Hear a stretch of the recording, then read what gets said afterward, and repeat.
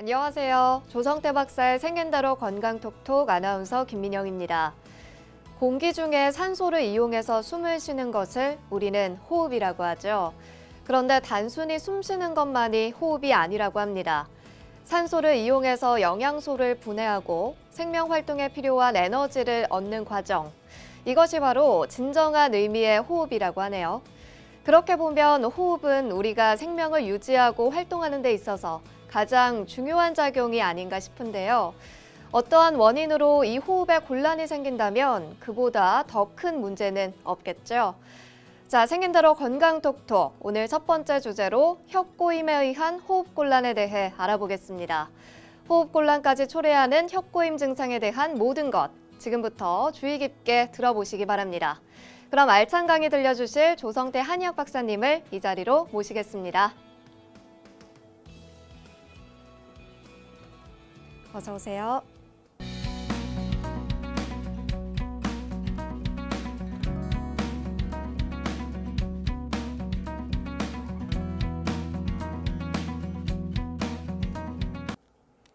자, 오늘은 이제 첫 번째 주제는 혀꼬임과 호흡 곤란이라는 주제입니다. 사실 호흡 곤란도 어려운데 거기가 하나 더 나가서 혀꼬임이 동반돼요. 더 어렵죠, 사실은. 그런데 이런 환자들이 엄청 많아요. 어린아이들도 있지만 어르신들도 많아요. 그런데 혀꼬임과 호흡곤란이 오는데 이런저런 검사를 해도 문제가 되는 것은 검사상에 원인이 나오질 않는다는 거예요. 그러니까 뭘 주겠어요? 정신신경적인 문제로 생각할 수도 있는 겁니다. 그런데 한의학에서는 혀, 그러면 심장 이렇게 생각합니다. 심화, 혀의 이상 또는 심화 이렇게 생각합니다. 심화라는 게 뭐야? 스스로 자신이 볶는 사람이 또는 소심한 사람이 이런 뜻이에요.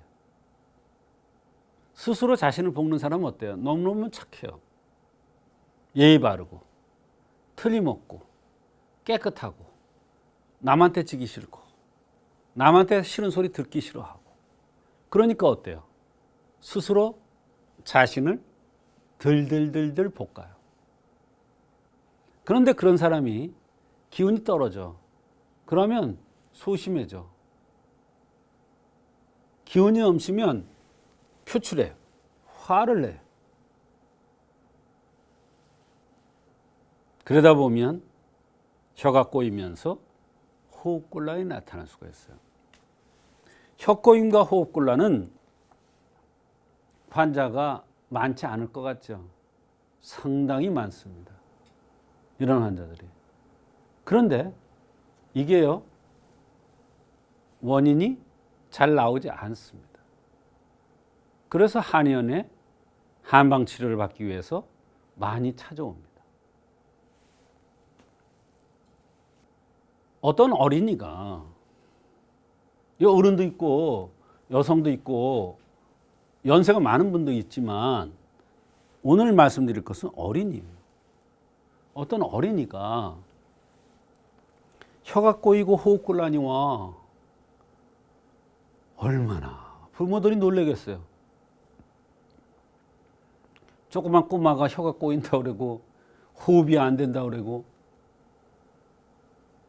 부모 입장에서 생각해 보세요. 기절할 노릇이지. 근데 그때마다 응급실을 가고 해도 원인을 잘 모르겠는데요.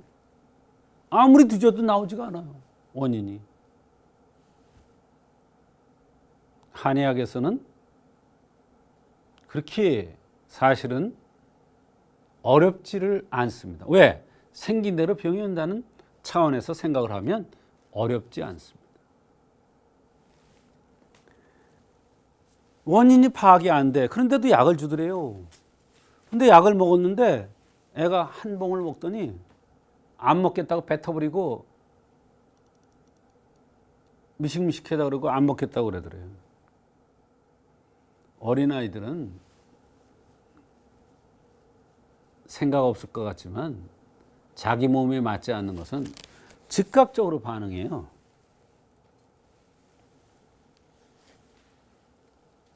혀꼬임에 의한 한의학적인 생각 하나하나 나눠본 거예요. 혀는 심장과 연관돼요. 한의학에는 이런 내용이 있어요. 혀는 심장의 싹이다. 근데 이 심장이라는 것은 화에 속해요. 화라는 것은 붉어요. 그래서 얼굴이 붉은 사람. 화라는 것은 빛이 나요. 눈이 빛이 나요. 눈동자가 빛이 나요. 눈동자 빛나는 사람 봤어요? 눈이 부리부리하면서 빛이 나요. 무섭습니다. 같이 눈 마주치고 얘기가 그거는 심화가 있는 사람들이에요. 그런 사람들 혀 물어보면 혀에 혓바늘이 생긴다든지 구내염이 잘 생긴다든지 혀가 갈라진다든지 이런 증상이 많이 나타나요. 근데 혀가 갈라지는 현상은 이게 꼬이고 뭐 나고 이래다가 마지막으로 나타난 현상이에요. 혀의 진액이 고갈된 거예요. 왜? 너무 심화가 타오르니까. 평생 걱정, 근심, 화를 냈다 풀었다. 이러니까 진액이 고갈된 거예요. 그렇게 되면 나중에 혀가 갈라져. 딸기같이 되는 사람도 있어요. 딸기같이. 그래서 그걸 심화라고 얘기를 하는데 심장이 허에도 나타나. 근데 여기에서 심장과 관련된다고 그랬는데 이 심장에 관한 것도 어른들의 얘기하고 어린이들의 선천적인 얘기하고 또 달라요. 어린이의 경우에는 생식기 쪽으로 자꾸 가렵다고 그래요. 혀에 혓바늘도 돋고 구내염도 생기지만 혀가 꼬이는 경우도 있지만 생식기 쪽으로 가렵다고 잘해요. 이게 선천적인 요소예요. 이런 사람들 보면 긴장을 많이 해요. 혀꼬임 같은 게 나타나는 사람. 또 소심한 경우가 있어요. 근시 안경을 쓰는 경우가 있어요. 이때 근시 안경은 바로 눈은 정신과 혼백이 있는 곳이다.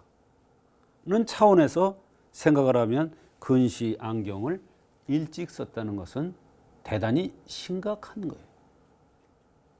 그런데도 한반에 안경을 쓴 애들이 더 많으니까 그 애들이 정상으로 보여요. 근데 사실 그런 애들은 다 정신과 혼백이 허약한 거예요. 정신과 혼백이 든든하면 어떠한 충격이 와도 견딜 수 있는데 정신과 혼백이 약하면 근시 안경을 쓰는데 근시 안경을 쓴 애들 보면 나약해, 소심해. 그런 애들이 혀꼬임 현상이 나타날 수가 있는 거예요. 그게 긴장을 많이 하고 소심하고. 호흡곤란의 한의학적인 관점은 기가 부족한 거예요. 우선 기가 수급이 안 되는 거예요. 부족하니까. 또 가슴은 심장의 집이에요. 그래서 가슴이 벌럭든다든지 가슴이 나왔다든지 가슴이 빨개진다든지 가슴에 여드름이 생긴다든지 이런 현상들은 다 호흡곤란 증상이 나타날 수가 있는 거예요. 근본이 약해서 밑에서 제 역할을 못해서 이거는 간하고 콩팥 기운이 약해서 그러니까 가슴을 기에 바다라는 차원에서 기가 부족돼서 호흡곤란이 오고 가슴은 심장의 집이라는 차원에서 심이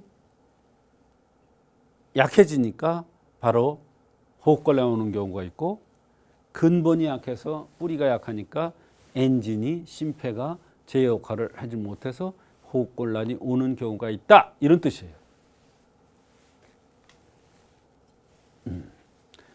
이와 같이 협고임과 호흡곤란은 한의학에서 다양한 관점에서 생각을 하고 다양한 관점에서 그 원인을 찾아서 한의학적으로 치료하면 협고임과 호흡곤란이 동반되더라도 얼마든지 한의학적으로 잘 치료될 수가 있는 것입니다.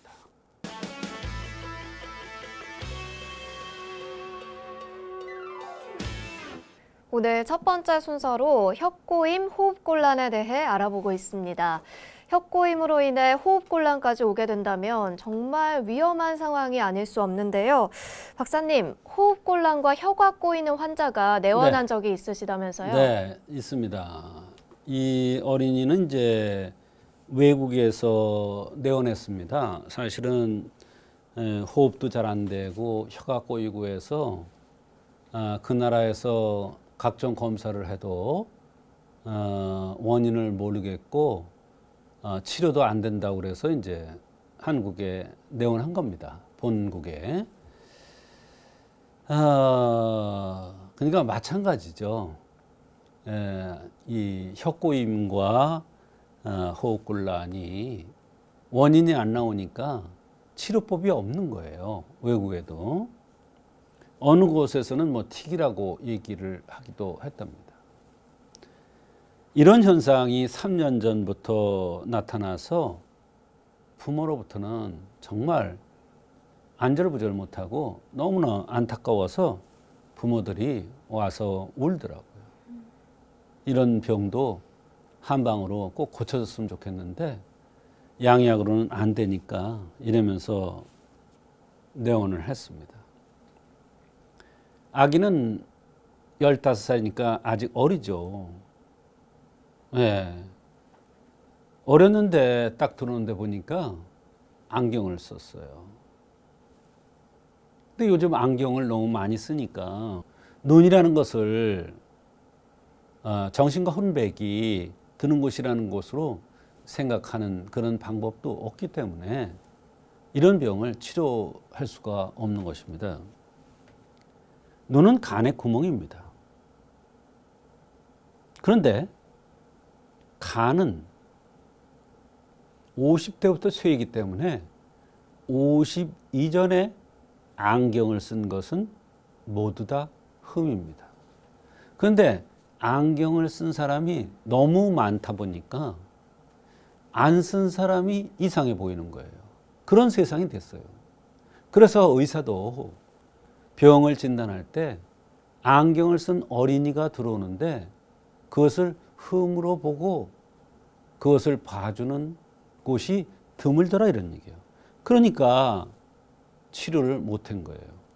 그런데 저는 그런 흠을 보완해주는 한약을 투여했는데 혀가 꼬이는 현상, 호흡곤란한 현상 이런 것들이 많이 만족할 만해져. 그럼 좋아졌다 그러면서 두 번째 올 때는 너무나 밝은 표정으로 내원을 했습니다. 네, 역시나 너무나 안타까운 상황이었는데요. 혀꼬임과 호흡곤란 한 방으로 치료가 된다고 하니까 참 신기합니다. 그렇습니다. 신기하죠. 그러나 사실은 신기할 것도 없는 것인데 사실은 치료되지 않던 것이 치료되니까 신기할 수밖에 없죠. 생긴 대로 병이 온다는 차원에서 눈은 전기의 매몰이도 되고 눈병은 화에서 온다고 볼 수도 있고 눈병은 혼백과 눈은 정신이 거하는 곳이라는 차원에서도 생각을 해야 되는데 그렇게 생각을 안 하니까 어려운 것입니다. 네, 항상 강조하셨듯이 원인을 찾기 위해서는 생긴 모습이 중요하겠군요. 바로 그겁니다. 생긴 모습이 중요한데 제가 이제 생긴 모습 하니까 내가 어떻게 생겼고 내가 무슨 체질이냐 이런 것을 굉장히 많이 질문을 하세요. 안경을 썼다. 그것도 생긴 모습에 하나예요. 뭐 눈, 코, 입기만 보는 게 아니라 키만 보는 게 아니라 안경 쓴 모습도 본다. 이런.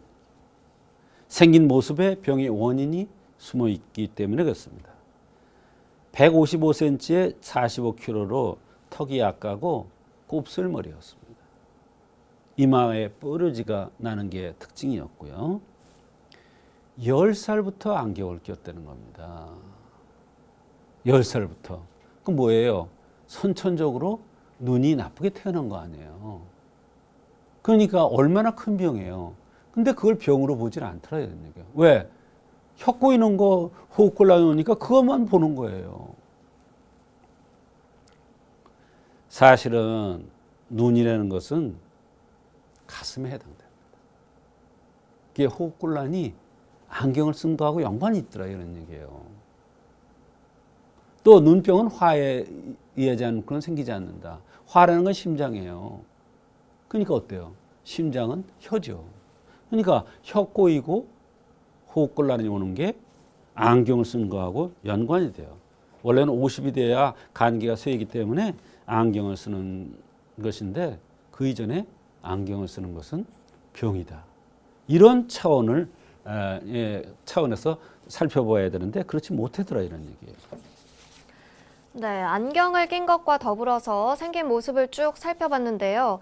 여기서 중요한 건 무엇인가요? 바로 10살부터 안경을 일찍부터 끼웠다는 것이에요. 네.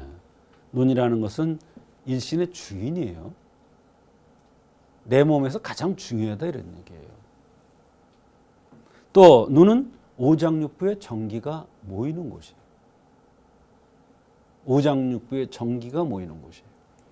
전기가 부족하면 등을도 아프지만 눈이 개심치레합니다. 눈이 반짝반짝해야 돼. 또 눈에는 영이와 혼백이 머무는 곳이에요. 말하자면 정신과 연관된다 이런 얘기. 정신. 불안하면 어때요? 가슴이 두근거리잖아요. 가슴과 연관되는 거예요. 호흡과 연관되는 거예요. 또 신기가 생겨나는 곳이에요. 신기, 귀신 신자예요. 눈은 정신과 혼백이 머무는 곳이에요. 참 묘하죠. 한의학 이론. 이렇게 중요한 눈이 나빠서 어릴 때부터 안경을 썼으면 그것이 큰 흠이기 때문에 그것을 병을 치료하는데 흠으로 봐줘야 되는데 그렇지 못한 거예요. 외국에서도 마찬가지예요. 그런 차원에서 안 본다 이런 얘기예요. 그러니까 안 났던 거예요. 그래서 한국에 한방 치료를 받기 위해서 내원을 한 겁니다. 저는 거기에서 병의 원인을 찾은 거죠. 그러므로 생긴 대로 병이 온다고 생긴 대로 치료한다는 것이 굉장히 중요한 관점이라는 것을 알 수가 있는 것입니다. 네, 이 어린이는 또 어떤 불편한 증상이 있었는지 자세히 듣고 싶습니다. 네, 호흡곤란이 왔고요. 그 다음에 얼굴과 몸이 떨려요. 목에 가래가 걸린 듯하고 좁은 공간이 답답하고 긴장을 많이 하고 배가 나오고 혀가 꼬인다는 거예요. 엄마가 여기서 그냥 깔딱 넘어가서 혀가 꼬인다 그러니까 입에서 냄새가 많이 나고 3, 4일에 한 번씩 대변을 보고 감정의 변화가 아주 커요. 남자인데도. 이런 여러 가지 불편함을 호소했습니다. 네, 증상 하나하나가 다 심각해 보이는데요. 박사님 어떻게 치료를 해주셨나요? 사실입니다. 증상 하나하나가 심각해 보였습니다. 그리고 사실은 생긴 대로 병이 온다는 차원에서 안경을 썼구나 이렇게 생각을 했기 때문에 쉽게 접근할 수가 있었지 그런 흠을 발견하지 못했다면 정말 심각한 환자입니다. 호흡곤란이 왔죠. 얼굴 몸이 떨리죠. 혀가 꼬이죠. 좁은 공간에서는 답답하다고 그러죠. 얼마나 심각합니까 병이. 정말 심각하더라고요. 그런데 아까도 설명드렸다시피 눈은 정신과 혼백이 머무는 곳이다. 이게 무슨 뜻이냐? 정신과 혼백, 정신병과 연관된다 이런 얘기예요. 정신병을 앓고 있는 남자나 여자의 눈을 보면요, 굉장히 무섭습니다. 눈을 같이 쳐다보기가 무섭습니다. 남자도 마찬가지야. 살기가 등등하다고 그러잖아요. 눈에서 그런 빛이 나는 거예요. 광채가 나는 거예요. 바로 눈은 정신과 혼백이 머무는 곳이에요. 그래서 안경을 쓴 것이 흠이고, 이것을 보완해주는 치료를 해주면 자잘한 여러 가지 증상들이 저절로 사라진다는 것이 바로 한의학의 관점이고, 이 학생도 이런 관점에서 치료를 한 것입니다. 그래서 감히 사군자탕을 투여한 것인데, 이것을 환으로 만들어서 투여했습니다. 왜? 외국에 거주하는 학생이기 때문에 알약으로 투여를 했습니다. 네, 약을 투여한 결과도 궁금합니다. 네, 이 어린이는 3년 이상을 약을 투여했는데 한 달치씩 이렇게 투여하면서 상당한 효과가 있었습니다.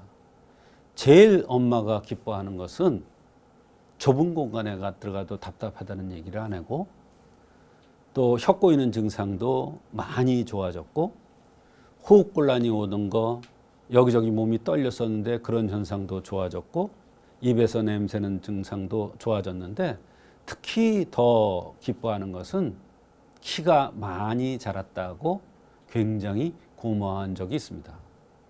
증상은 상당히 어렵죠. 혀가 꼬이고 호흡곤란이 왔으니까. 그러나 10살뿐이 안 됐는데, 15살뿐이 안 됐는데 안경을 썼다는 흠을 찾아내서 그 흠을 보완해 주니까 어려운 병도 치료될 수 있었던 좋은 사례가 되겠습니다.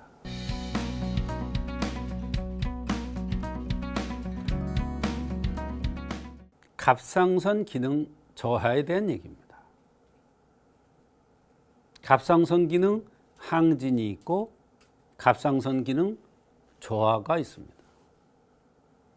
대개 이런 병이 있을 때 보면은 정말 오랫동안 같은 약을 드는 경우가 있는데, 한의학에서는 어떠한 관점에서 이것을 치료해 줄 수가 있는가를 오늘은 알아보는 시간이 되겠습니다.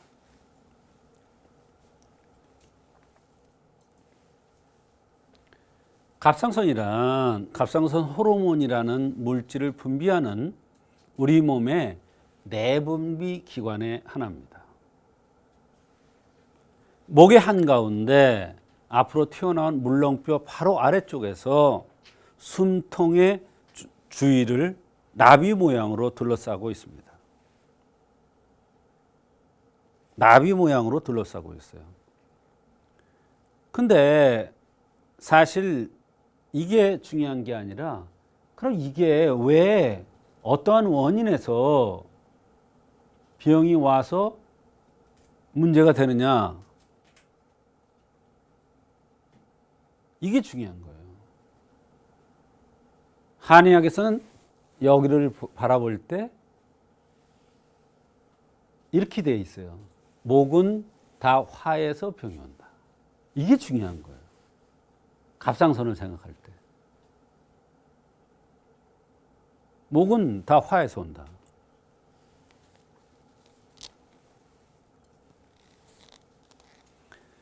갑상선 호르몬이란 우리 몸의 신진대사 기능을 조절하는 기능을 가지고 있는데, 우리 몸의 연탄난로와 같은 역할을 하는데, 갑상선 호르몬은 연탄난로 밑에 공기통로와 같아요. 그래서 불문의 조절로 연탄이 빨리 타고 또는 천천히 타듯이 갑상선 호르몬이 많이 분비되면 그게 문제가 되고, 적게 분비돼도 문제가 돼요.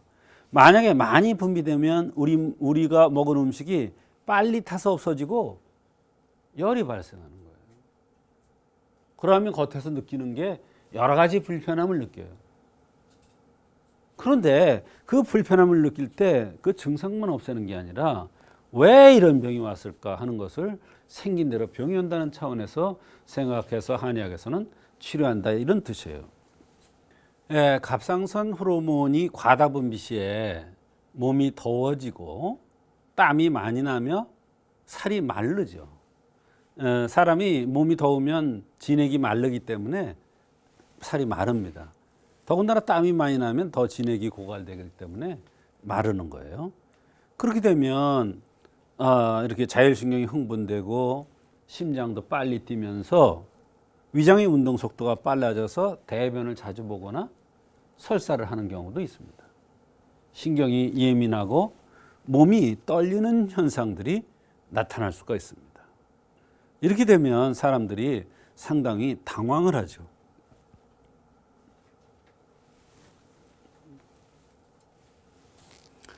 반대로 갑상선 호르몬이 과소 분비 시에는 대사가 감소되어서 춥고 땀이 나지 않습니다.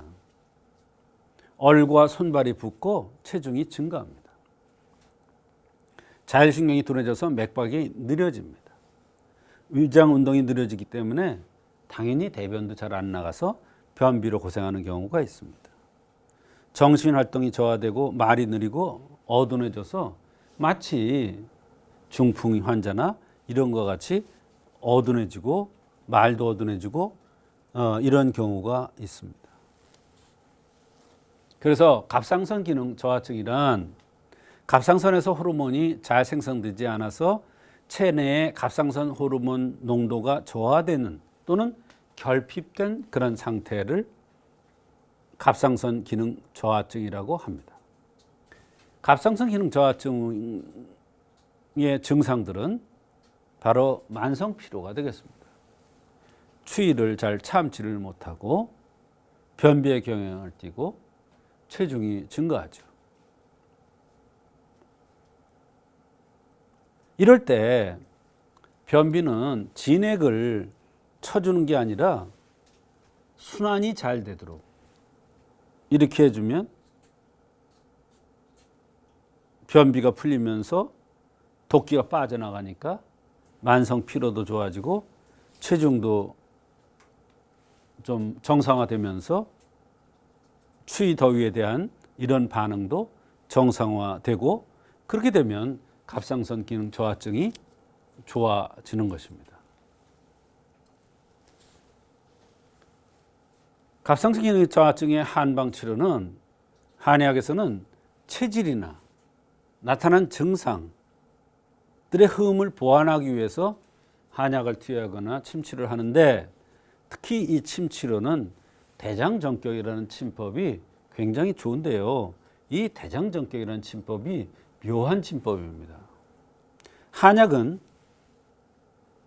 바로 흠을 보완해주는 흠이라는 것은 나타난 증상뿐만 아니라 생긴 모습에 의한 체질 이런 흠을 보완해주는 그런 한약을 투여하는 것을 얘기합니다. 한약이라는 것은 생약이고 그 사람의 흠을 보완해주면 인체가 정상적으로 운행되기 때문에 모든 수치, 갑상선 기능뿐만 아니라 혈압, 당뇨의 수치, 맥박이라든지 이런 것들이 정상 범위로 돌아오는 거예요. 이게 한방적인 치료예요. 인체가 정상적으로 운행되도록 해주는 거예요. 인체가 정상되도록 면역이 좋아져서 자연 치유되도록 해주는 것이 한의학적인 치료입니다. 그게 한약 투여건 침치료건 마찬가지입니다. 그래서 갑상선 기능 저하증에 대한 치료는 한의학적인 치료는 특별한 어떠한 처방이 있는 것이 아니라 그 사람의 체질, 나타나는 증상 이런 걸 봐서 그 흠을 보완해주면 인체가 정상적으로 운행되고 면역이 좋아지고 원기가 좋아져서 정상화되는 면은 갑상선 기능에 대한 수치도 정상화되고 인체가 정상적으로 운행될 수가 있는 것입니다. 이것이 바로 한의학적으로 갑상선 기능 저하증을 치료하는 방법이 되겠습니다.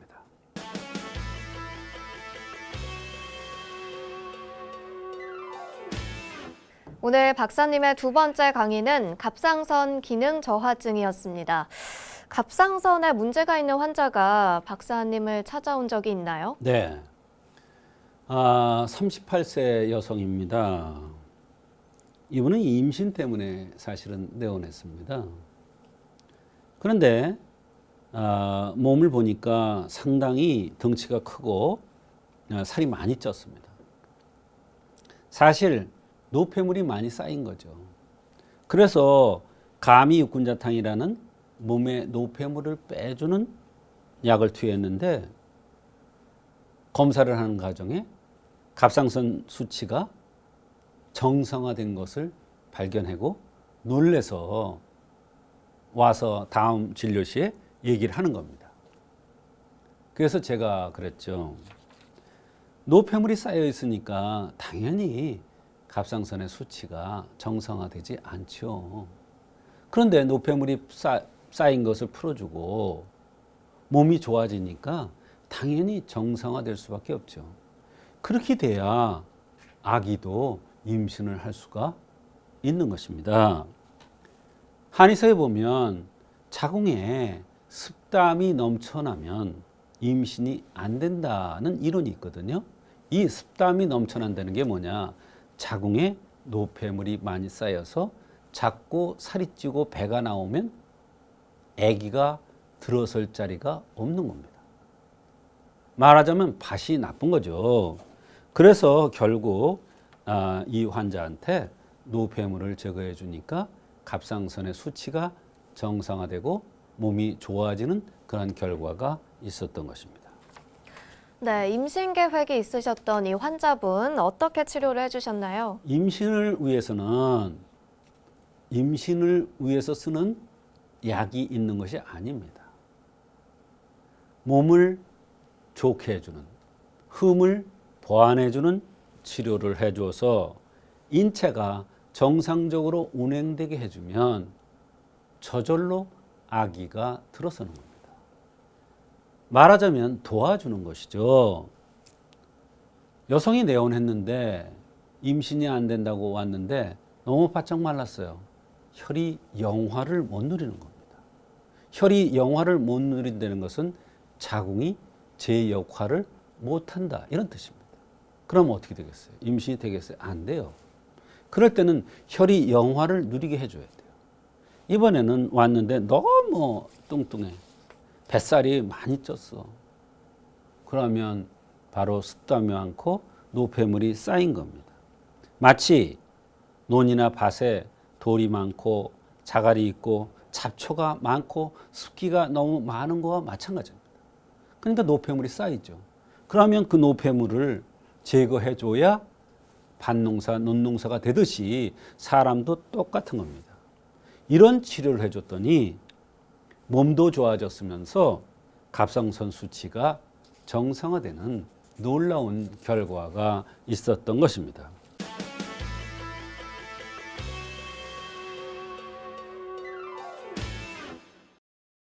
네, 이번 순서는 조성태 박사의 백세 건강 한방톡톡 시간입니다. 팔팔한 백세 건강을 위해서 박사님만의 특별한 건강 비법도 전해드리고 여러분의 건강 고민까지 만나보는 시간이죠. 오늘도 시청자의 건강 고민 사연 도착해 있습니다. 인천에서 보내주셨네요. 박사님 안녕하세요. 방송 잘 시청하고 있습니다. 저는 40대 초반의 여성인데요. 요즘 건강상 궁금한 점이 있어서 질문을 드립니다.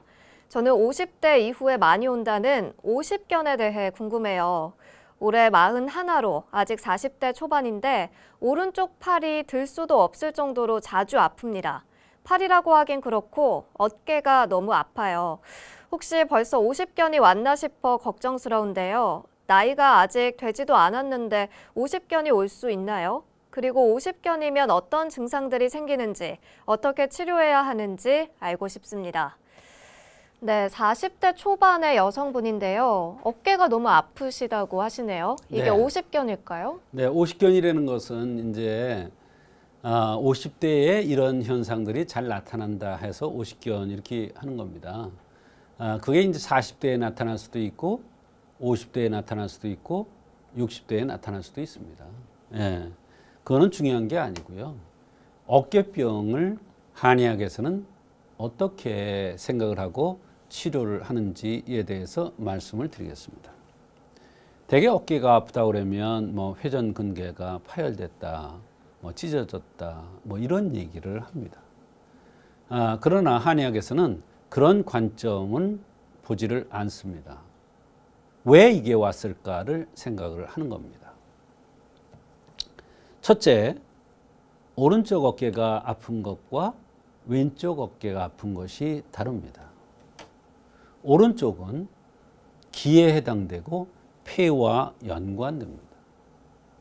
왼쪽은 혈에 해당되고 심장과 연관됩니다.